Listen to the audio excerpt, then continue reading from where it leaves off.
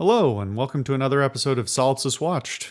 I'm your host, the Social Solipsist, and this week I foolishly embarked on a double header of two movies back to back. Those being Borat and Borat 2, or to get the full subtitles, Borat Cultural Learnings of America for Make Benefit Glorious Nation of Kazakhstan, and the sequel, Borat Subsequent Movie Film.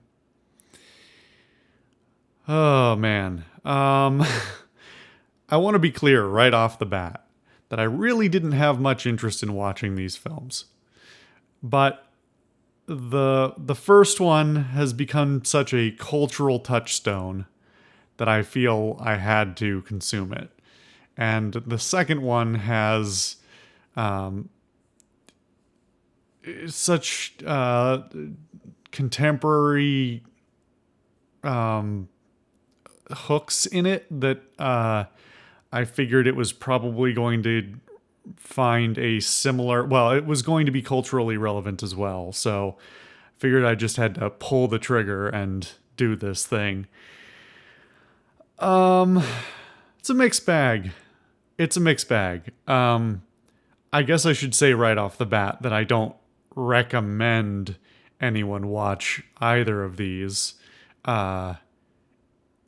Except for understanding the cultural, the place they have in the culture.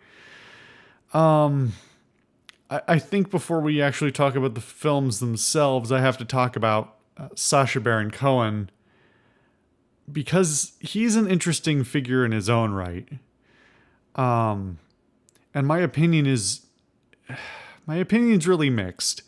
Sacha Baron Cohen is a very smart, very witty, very articulate person. I think he is an incredible comedian, and so I am completely confused about the stuff he makes. Let me actually step back for a second and I'm going to talk about Rowan Atkinson for a second. Rowan Atkinson is an equally, if not more, brilliant and clever comedian. And largely what people know him for is Mr. Bean. And I think that's a shame, because I think Mr. Bean is awful. I think it is largely humorless garbage. I do not like it at all. But pretty much everything else that Rowan Atkinson has ever done has been pretty fantastic, and I really enjoy it. And I think he's incredible. Sacha Baron Cohen, by comparison, I can't think of anything that I've seen him in that I didn't think was pretty much, I don't want to say worthless, but not a good use of his time or skills. Because if you hear him talk outside of his role as these characters that he's invented, he's smart and articulate and very funny and very witty, and yet most of his characters are absurd pastiches, and just so simplistic that I just can't quite understand where they come from.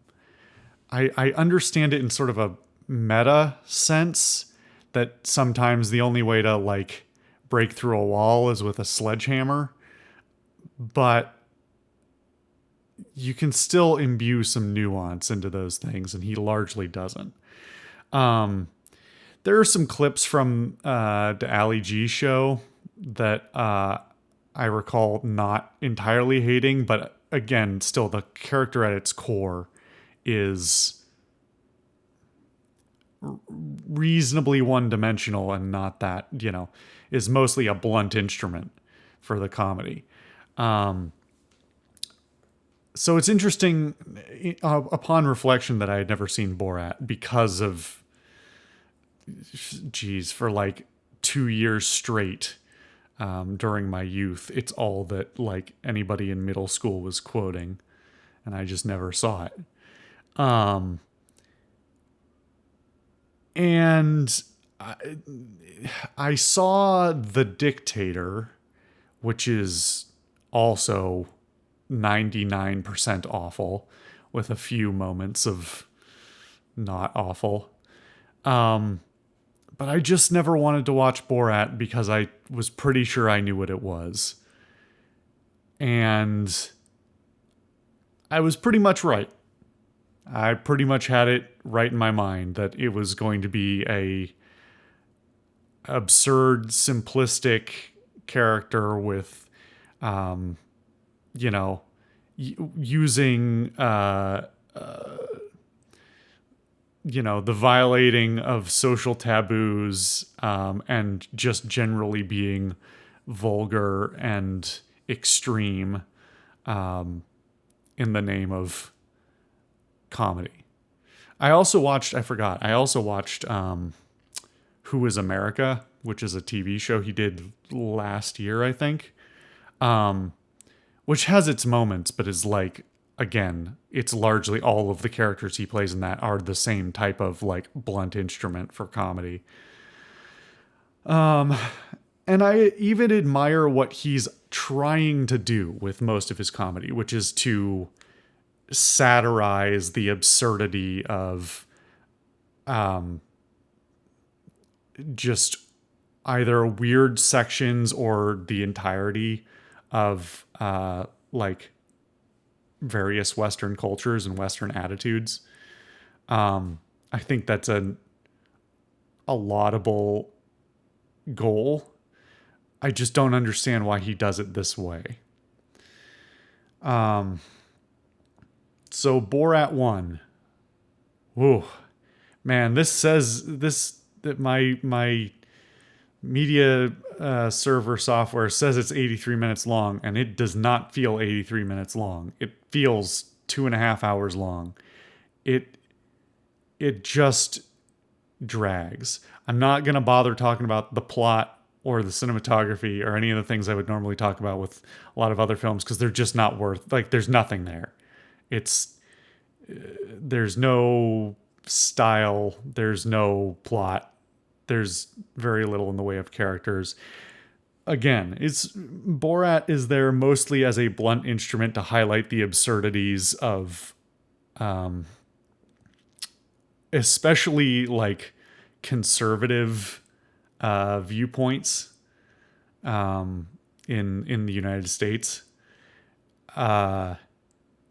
And in all of his media, Cohen does a frankly shockingly good job at getting people to say the dark part out loud.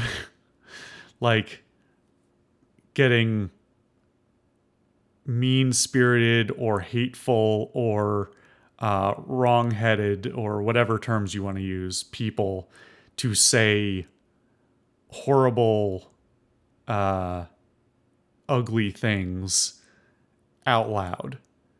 But again, he does it as such a blunt instrument. And something about both these films that I find, I'm going to say reprehensible, is that as much as there's some enjoyment to be had in watching nasty people be made uncomfortable or further punished, I adhere to the idea that an eye for an eye makes the whole world blind at a fundamental level. So, being nasty to nasty people, I don't think is a productive exercise. But at the same time, Cohen's production, this sort of like, I'm forgetting the term for it, but it's sort of like gonzo filmmaking. This like very raw, unproduced, see what comes out of it, just kind of improvise the whole thing.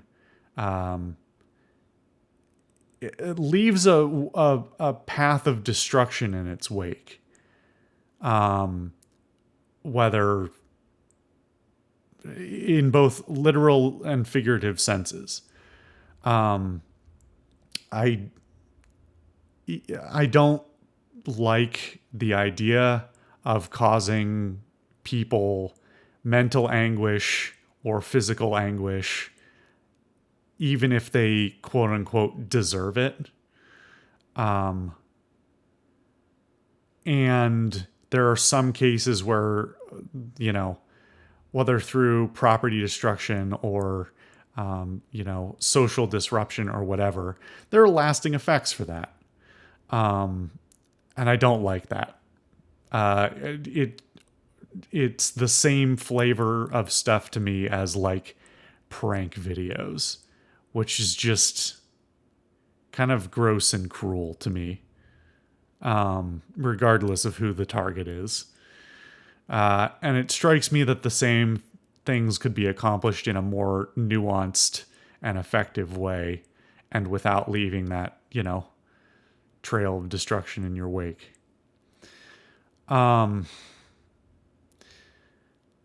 So, yeah, I mean, the first movie is almost entirely plotless. There are very few redeeming characteristics to it. The only times the movie feels like it's not incredibly painful to watch for me is the moments with people who are genuinely in on the joke. And they are few and far between. Because that's not their intention. They just, there's certain things they couldn't pull off without letting people know. And yeah, it's hard to find the redeeming qualities in it.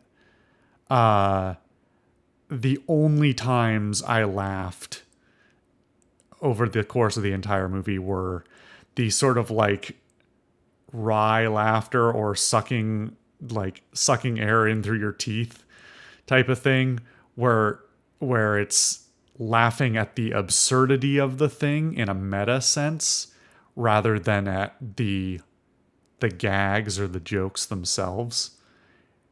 It's just the like that awkward laughter where the thing's so weird, something is so weird, you just feel compelled to have an reaction to it, and it's just awkward laughter. Not once did I think like any of the jokes themselves were funny. It was just too weird. As I've expressed before, I also just generally have a dislike of cringe humor. So if not for all the other things I've mentioned, most of the stuff falls into cringe humor or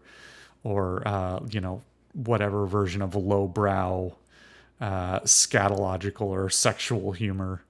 And it's just like, I'm not getting anything out of this. This isn't amusing to me. I can at least, I can understand why like the elementary schoolers and middle schoolers who were, quoting it upon release, enjoyed, big air quotes, the gags. But it's like, who's this for? Because I don't think it's supposed to be for kids. It's definitely, I wouldn't show this to kids. I don't think it's appropriate. But there we are. So that's most of my thoughts on the first one. The second one is interesting in that I think it is a lot better. I'm not saying it's good. I'm still not encouraging anyone to watch it. But it has more of an actual plot arc. The characters have some actual some very base level of character development and emotional development. I actually think that the Borat character is played with a bit more nuance, and it's not as reliant on the absurdist, inward-looking humor of the character themselves. It's more oriented outwards, and it's more focused in general on the time and place of 2019, 2020. And I think that it's hard to say. Obviously, it's a biased consideration, being that, having lived through these eras very recently, seeing a reflection of them in the time and place certainly gives it a little bit more heft.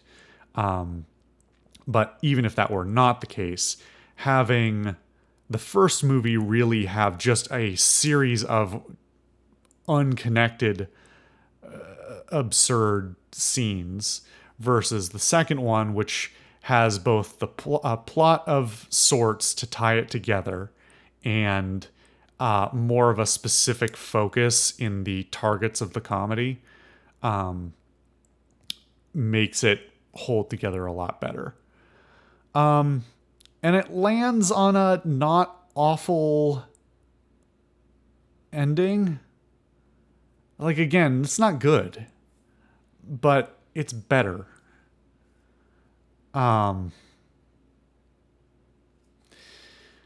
Yeah, but most of the other stuff that I said about the first is still true about the second. Anything I haven't said otherwise is like mostly the same.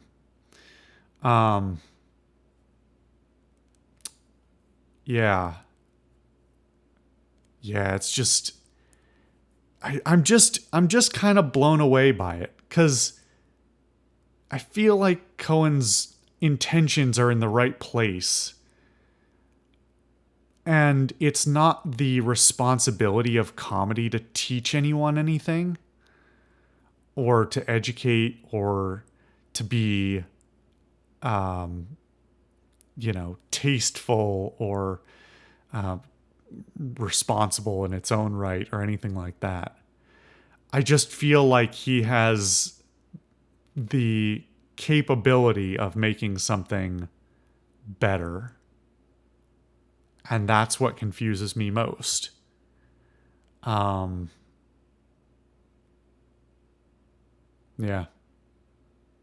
I don't get the appeal. I just don't. But there it is. Anyway, leave your comments, leave your thoughts. If you've seen the first or both of them, or just the most recent one, let me know your thoughts. If you think I am completely missing the point somehow. And don't get me wrong, I fully understand his intentions with, the cultural satire. I just don't think it's done very well. If you think I'm missing something, or just generally you enjoy it, let me know. Let me know why. I'm interested to hear from people. And that's about it. Thanks for watching another episode.